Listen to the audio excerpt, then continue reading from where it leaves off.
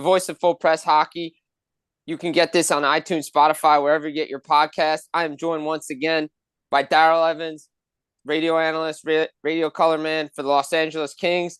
A pleasure to have him back on the show because the last time we had him on, they were heading to Australia. Daryl, welcome back. Great to be back, Jim. Hope things are going well, and it's great to see the season off and kicking the way it is. A lot of exciting hockey.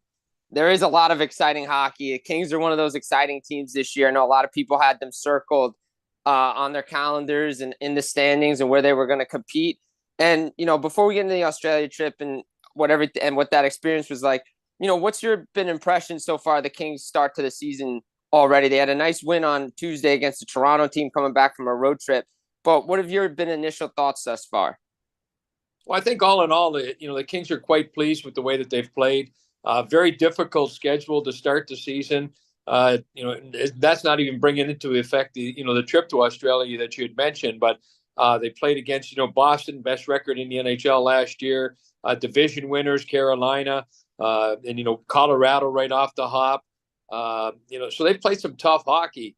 And they've been able to weather the storm. So they've been real solid, resilient on the road. Perfect 4-0 to start the season. So that's the best in franchise history ever in that regard. And, they're up at the top in goals and goals scored in the NHL. So there's definitely been some real good bright spots, and they're getting contributions from a lot of different guys.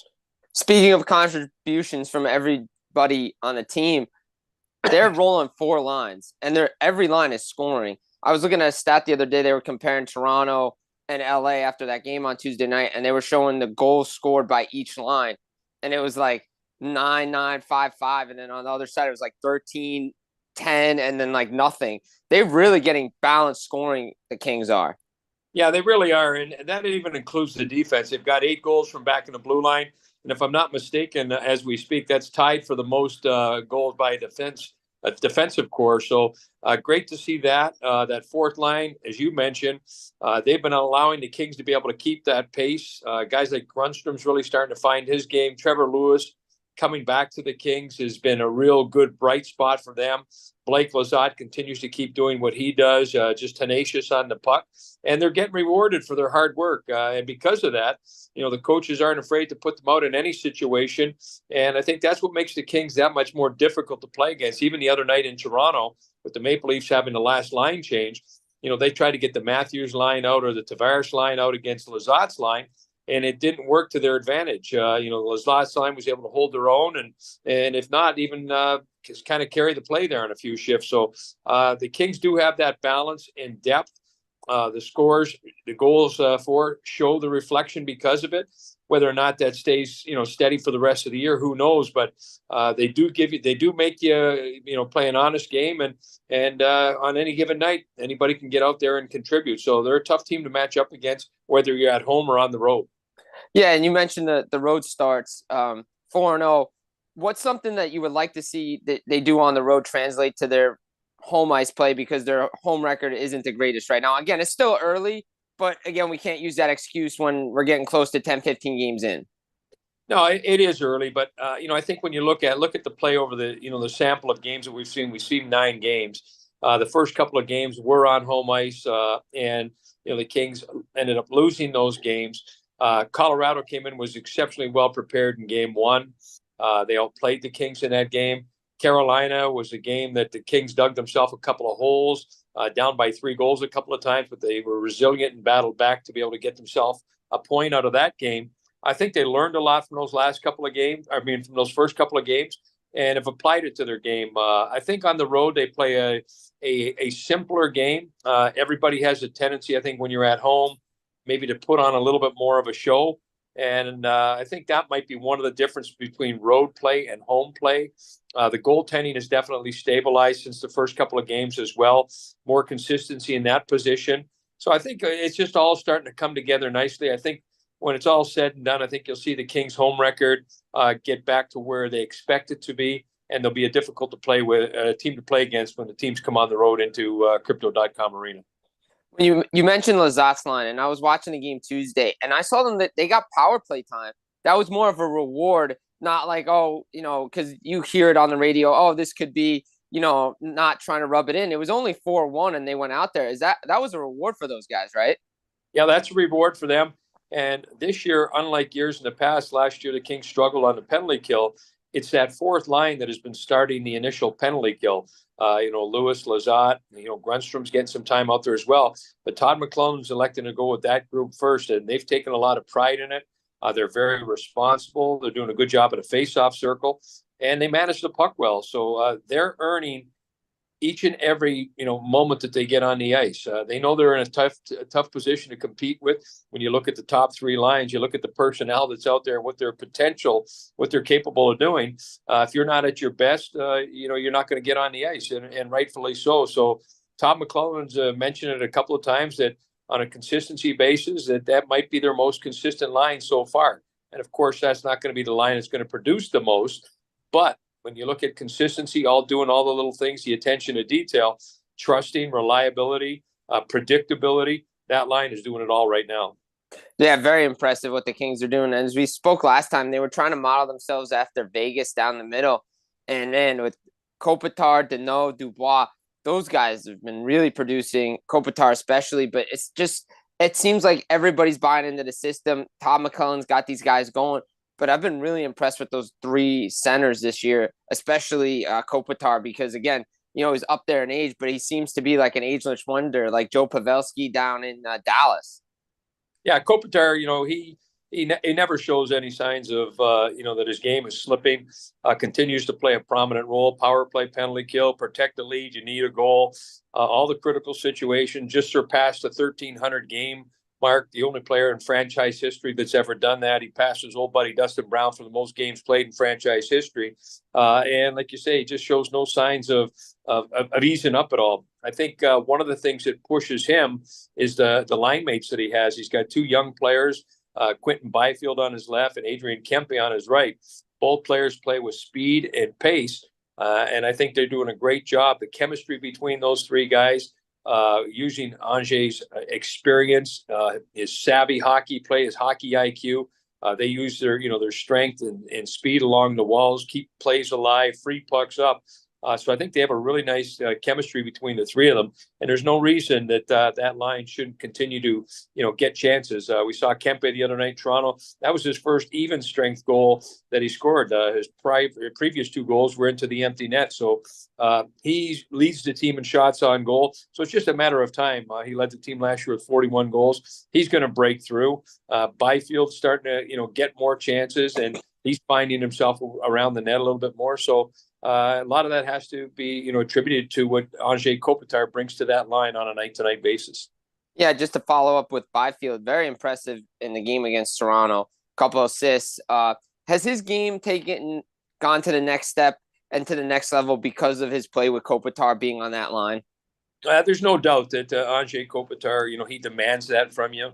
And I know that, going back to last year when that line was put together, talking to Kopitar and Kempe, they really enjoy playing with Byfield.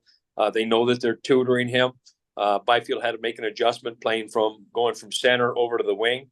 And I think it was, a good decision by the organization, because what they were trying to do at the time was to get Byfield more minutes. And let's face it, last year they didn't have Dubois, and they still couldn't get him, on the ice in the middle, up the middle of the ice. So now with the addition of Dubois, if he's going to find a way, to play and need minutes, he's going to have to be on the wing. So he's done a really nice job at adjusting his game, more confidence in his game. Every time we talk to Todd himself or anybody, in management around, he's just feeling so much better about himself. He's got his chest out. He's demanding he gets the puck. He goes into battles now and he expects to come out with the puck. And he's still, let's just face it, he's still a young man. He's just 21 years of age, just turned 21 in August. So he's going to get stronger. He's going to put on a little bit more muscle. And each game that he plays, it's just more and more experience. So he's making his way around the circuit in the NHL, learning the tendencies of players, and he's applying it when he gets out there. So it's been nice to see him take that next step. Tonight they're going to play against Ottawa, the number 1 and number 2 pick in the draft. He and Stützle will go head-to-head. So I'm sure he's got this one kind of circled on his calendar a little bit as well, that, he wants to prove himself in this one as well. Yeah, definitely. I would think so. I think he's going to want to prove himself against Stützle. I know, like, similar around that draft, we see what's going on in New York with Alexis Lafreniere, with his play, being put in the right situations. His confidence is coming with the puck. He's playing really well, similar to what Byfield is. Coaches have confidence in these guys, and that just breeds, the play. And you can see what these guys are doing. It takes a couple of years. And Byfield came in, he was a young guy, and now you can see it in his game now, and I'm really impressed with him. Yeah, I think with Byfield too as well, and it happened to a number of guys that particular year with the pandemic. They lost out because their leagues were shut down. They didn't get a chance to play, so that really took away from their development. And for guys like that, they're just catching up. So I think the organizations, I know the Kings are doing it with Byfield. All the other organizations are doing the same. You've got to be patient with these guys. Just because they're first, second, third, fourth picks or top picks in the draft, they just don't come in and take over a league. It's just a tough league to play in, regardless of how good a player you are. You're playing against men now. You're playing against the best players in the world. So patience is the big thing. You want to see the growth period. There's going to be a little bit of a roller coaster. You're going to have your ups and downs, but it's what you learn from the mistakes that you made, the experiences that you had, and how you apply them moving forward. And right now, everything is being marked in a good way for Quentin Byfield. The way that he's shown the growth from where he was not only last year, but when he first became a pro when he was drafted by the Kings. Yeah, and the Kings are cooking with 4 lines. You mentioned it. Their goaltending is playing well. Cam Talbot has really played well. Phoenix Copley's off to a slower start, but I expect him to bounce back. And obviously with the goalie coaches and the goalie consultants there, LA's got one of the best. Nice risk reward kind of contract for Talbot this year, and he's rewarding the Kings so far. Yeah, and when he was looking at an opportunity, he looked at the Kings, and he thought going to the Kings was an opportunity for him to compete for a number one position, and that's what was so intriguing to him. That maybe a lot of organizations may not have given him as fair a shake at that number one position, but he felt that there was an opportunity here, and he wanted to explore it. He also liked a lot of things, the way the team played and their commitment to defense and all that. And they've been like that for a number of years. So it's starting to work out nicely for him. He's enjoying playing with the guys, the systems. He's familiar, played with Todd McClellan before, so he's familiar with the systems and things like that. And he's playing some steady hockey. He's got a lot of confidence in his game right now, and both he and the team are thriving, because of his performance. Is he going against Ottawa on Thursday night? We haven't heard, definitively yet, but that's the expectation that he'll be in goal. And I think from Ottawa, we're going to see Korpisalo, who finished his year off last year with the Kings. So it should be an interesting matchup between the pipes. Yeah, it definitely will be. It'd be fun, and he's given him the save. I've stayed up, watched a lot of Kings games, and late in the game, like last year, we talked earlier in another podcast about the timely save and getting the save, and Talbot's giving the Kings that save. And that's what you have to have. The goaltending position right now is as toughest position as any in the NHL. There's been a lot of adjustments made to, the players. You look at now the third and fourth line, they're not dump and chase lines. They're capable of putting the puck in the net. The shots that these guys have, utilizing the technology and the sticks to be able to shoot the puck, the release. They shoot from everywhere now. Goaltenders used to kind of measure themselves up, play from the face-off dots. Everything in, anything outside was guys either weren't shooting or it was a bad goal. But now you look at practice when you watch teams come in, from the road and all that. They're shooting down at the base of the face-off circle, a foot off the goal line, and they're picking that short side, corner. So goaltending, you really have to be alert and aware all the time. And again, the amount of traffic, how many guys are in front of the net. It's one thing to get your body in the way of making a save, but then try to control a rebound. It's tough. So goaltending is definitely, I think now it's not necessarily a big number of obviously you want to have a good goals against average, good save percentage, but I think the timing, critical saves at the right time in key times of hockey games, those are the ones that are going to make the difference at the end of the night, whether your team gets points or doesn't get points in the game. Yeah, and Talbot's been great for the Kings. And you mentioned the defense, they're scoring, but I've been really impressed with that shutdown pair, Mikey Anderson and Drew Doughty. I mean, these guys, seems like every time there feels like they're on the ice all the time. I know they're not, but it just feels like it. And just let the audience know what these guys have been bringing to the Kings this year and what it means to have like a shutdown pair like that. Well, they're, not only they're a shutdown pair, I mean, you look at their contributions as well. You look at Mikey Anderson's got 7 points. Drew Doughty's got 6 points in 9 games. Doughty's got 4 goals. Drew Doughty leads the league in ice time. Mike Anderson probably flies a little bit more under the radar, a little quieter. But we here in LA that see him on a day-to-day basis, we have a great appreciation for what his game is. He reads the play extremely well. He's got physical edge and bite to his game. Drew Doughty, even though like he's starting to put some numbers up early here in the season, he takes so much pride in the defensive part of his game. He loves matching up against the other team's top players, and he's going to be up against a number of great young talented players here in Ottawa tonight. So that'll be the first and foremost on his list, is being able to shut these guys down. And then if he can contribute on the offensive side of things, he will. But being able to put those guys out there against anybody, regardless of their size, speed, the Kings feel very confident, not only with that top pair in Mikey Anderson and Drew Doughty, but also in that next pair with Gavrikov and Matt Roy.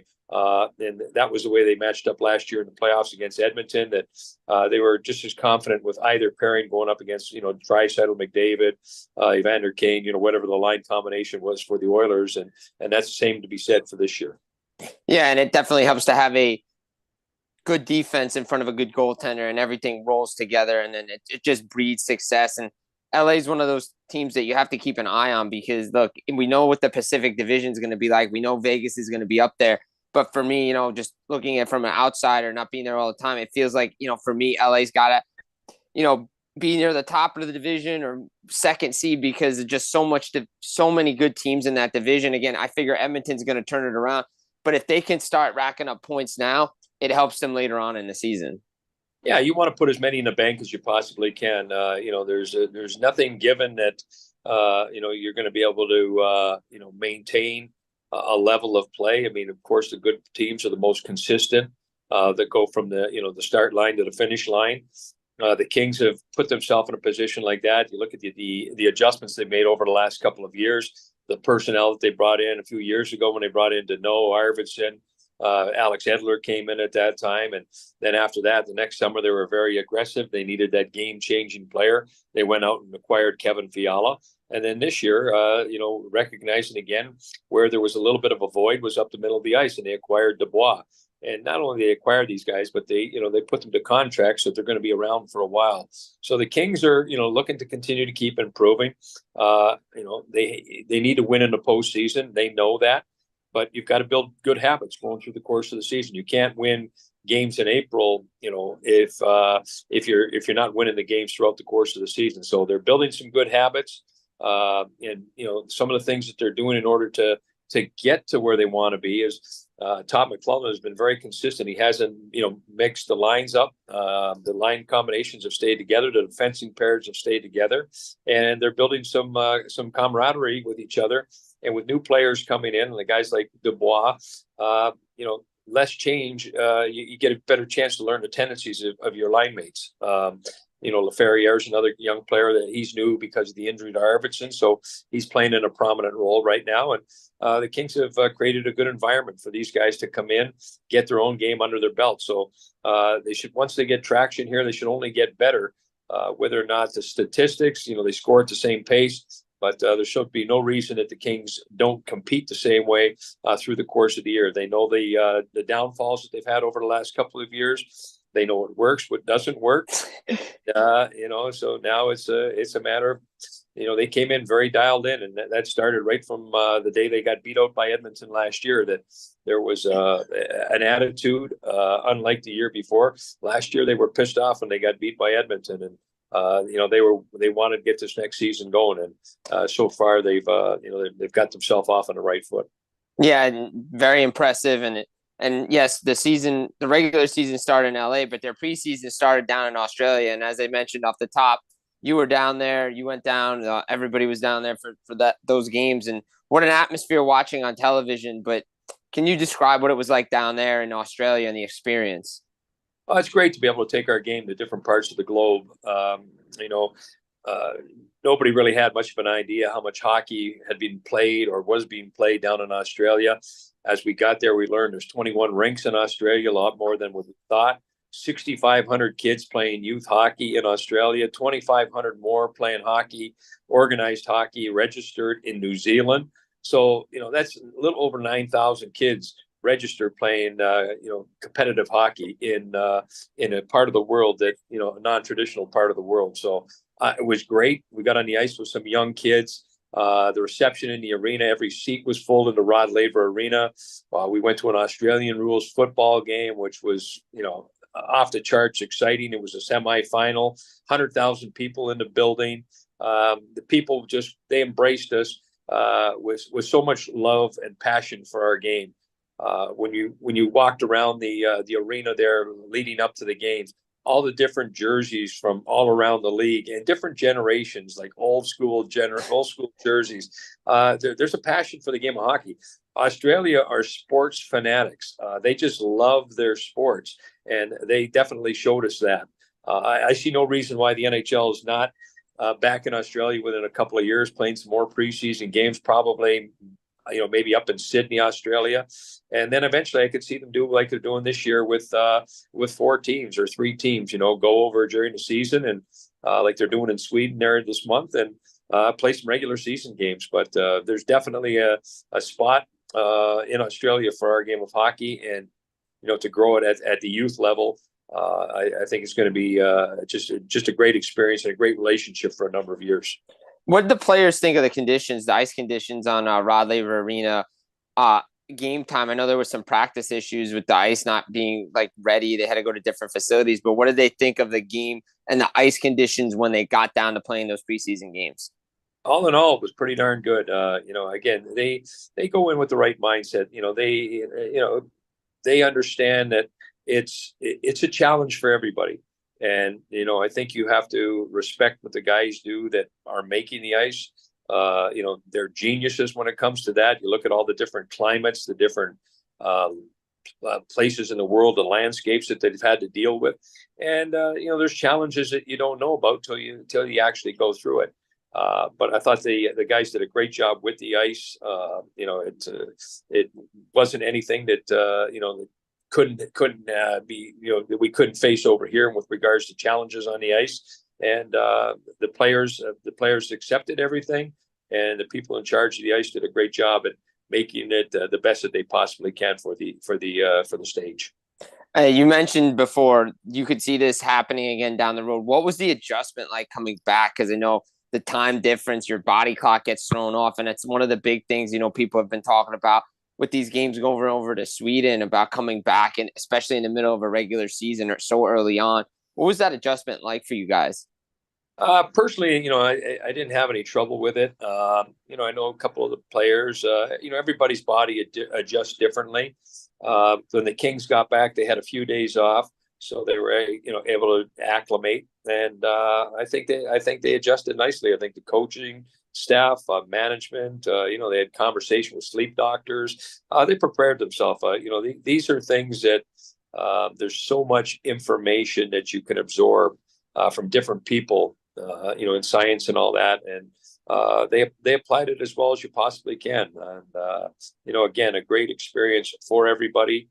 It's a trip now that's in the past, but memories that'll resonate for a long time. I know a lot of the guys, the experience that they had over there was, because let's face it, Australia's not around the corner. It's not a place that a lot of guys have been to. But I know right now that after talking to the guys when we did come back, it's a place that they'd like to target and get to in the future to be able to go out and explore a little bit more. Did some of the players bring their families, like similar we see like with those outdoor games? It's like a family. Not only is it a player thing, but it's a family thing, right? Some of those players brought their families. No, not on this trip. No. This was strictly business. There wasn't a lot of downtime because of it, and they wanted to make sure that they treated it as business. Again, knowing how important getting off to a good start to start the season was, it would have been very difficult. It would have probably been a little bit trying on the families as well, because you go that type of distance, again, whether you're with your significant other, a spouse, or, let's say you had children with you, they're going to demand your time. And, first and foremost, they needed to get the rest that they needed, keep their bodies on a body clock, and be ready. And I think everybody at the end of the day, they understood, respected that.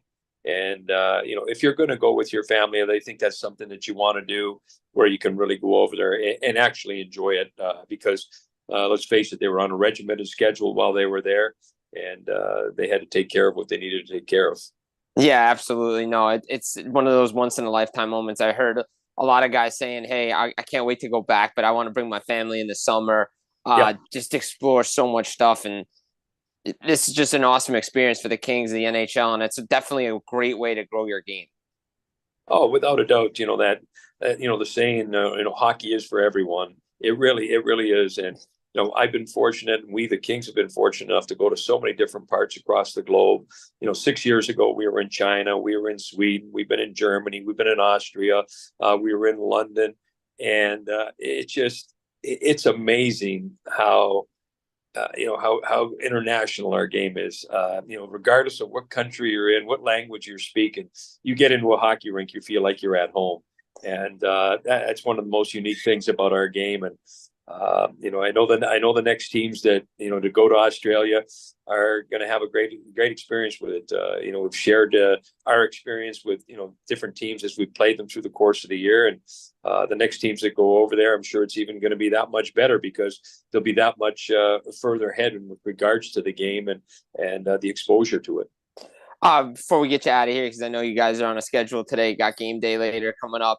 What are you looking forward to? What do you want to see from the Kings moving forward as the season progresses and, head towards, the holiday season? And then obviously we get the All-Star break and then down the line to the playoffs, which is far away. But what do you want to see going forward? Well, just going forward, you want to see continued growth. You want to see development of the young players. I think Quentin Byfield's taken a nice step. I'd like to see that progress. Arthur Kaliev, he's taken his game to another level. So that's good to see. It's great to see the emergence of LaFerriere. We'll see how he plays out through the course of the year. Jordan Spence's game is coming along real nicely. The goaltending, has found itself. So consistency in that position. Penalty kill has definitely improved. I think we're going to see, as the year goes on, we're going to see the power play become more efficient. A lot of changes from last year when it was prominently right-handed shots up front with guys like Gabe Vilardi, Victor Arvidsson, that Arvidsson's injured right now. Vilardi no longer with the team. Dubois comes in. He's a left-handed shot. So there's some alterations that are being made there. They're starting to get some chances, but I don't think they're getting the production that potentially they're capable of getting. So I think that will come. And it's just a matter of playing the game the right way, consistently through the course of the year. That'll prepare them, get themselves ready for postseason play. They've taken some big steps over the last couple of years. They've got high expectations. It's not a matter of making the playoffs this year; it's having success in the playoffs. And again, the ultimate goal is to go out and win the Stanley Cup. But before you win the cup, you've got to get some wins in the postseason. You got to win some series. And I think once the Kings get that first series win under their belt, they're going to be a menace to play against because their confidence is going to go through the roof. But they continue to keep moving in the right direction. Coaching staff, management staff, they're growing with this group. And as the year goes on, if they feel there's a piece or two that they're missing that they don't have within, then they'll be aggressive to go out and acquire that. Also, through the course of the year, young Brant Clark is down in Ontario right now. I think he's tied for the team lead in points. I'm sure at some point through the course of the season, we'll either see him for some games or permanently by the end of the year. Alex Turcotte's down there playing, another former first-round pick of the Kings. Hopefully he's able to find his way into some games this year. So from that standpoint, you want to see those young guys continue to keep coming along. But I think the organization right now is in a good spot, a period of growth. And the sky's the limit as to what they can accomplish. Yeah, absolutely. One of the more exciting teams to watch in the NHL this year, the Los Angeles Kings are. Daryl Evans, thank you so much for coming on the Full Press NHL podcast today, talking Kings, talking your experience down in Australia. It's been a pleasure. Always a pleasure, Jim. You keep up the great work, and we'll look forward to catching up with you again real soon. Yeah, I hope to see you in Jersey when you guys come in February. I'll be at the game, so hopefully we can catch up then. at that game. I look forward to it. Turn the heat up, though. We will. We'll turn the heat up for you. Definitely, we will. This has been the Full Press NHL podcast. Radio color commentary, Daryl Evans of the Los Angeles Kings. I've been your host, Jim Behringer. Get it, iTunes, Spotify, wherever you get your podcast. Guys, enjoy the rest of the regular season. We'll talk again real soon. Take care, everyone.